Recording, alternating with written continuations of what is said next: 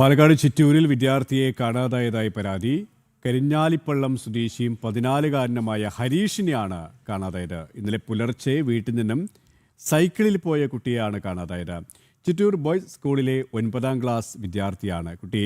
സൈക്കിളിൽ വാളയാറിന് സമീപം സഞ്ചരിക്കുന്ന CCTV ദൃശ്യങ്ങൾ പുറത്തു വന്നിട്ടുണ്ട്. വിവരങ്ങളുമായി അരുൺ ആലത്തൂർ ചേരുകയാണ്. അരുൺ, കുട്ടിക്കായുള്ള അന്വേഷണം, പോലീസിന്റെ തെരച്ചിൽ എങ്ങനെ പുരോഗമിക്കുന്നു? സുരേഷ്, പാലക്കാട് ചിറ്റൂർ സ്വദേശിയായ 14 വയസ്സുകാരനെ കാണാതായി എന്ന പരാതിയാണ് ഉയർന്നിരിക്കുന്നത്. ചിറ്റൂർ കരിഞ്ഞാലിപ്പള്ളം സ്വദേശി ഹരീഷിനെയാണ് കാണാതായത്. ഇന്നലെ പുലർച്ചെ വീട്ടിൽ നിന്നും സൈക്കിളിൽ കുട്ടി പോയതായിട്ടാണ് പോലീസിന് വിവരം ലഭിച്ചിരിക്കുന്നത്. ചിറ്റൂർ ബോയ്സ് സ്കൂളിലെ 9ാം ക്ലാസ് വിദ്യാർത്ഥിയായ ഹരീഷിനെ വാളയാർ പരിസരത്ത് വെച്ച് കണ്ടെന്ന് നാട്ടുകാർ പറയുന്നുണ്ട്. കുട്ടി സൈക്കിളിൽ വാളയാറിന് സമീപം സഞ്ചരിക്കുന്ന CCTV ദൃശ്യങ്ങൾ ഉൾപ്പെടെ പോലീസിന് ലഭിക്കുകയും ചെയ്തിട്ടുണ്ട്. ഏതായാലും പോലീസിന്റെ അന്വേഷണം ഇപ്പോൾ CCTV ക്യാമറകൾ കേന്ദ്രീകരിച്ച് തന്നെയാണ് നടത്തുന്നത്.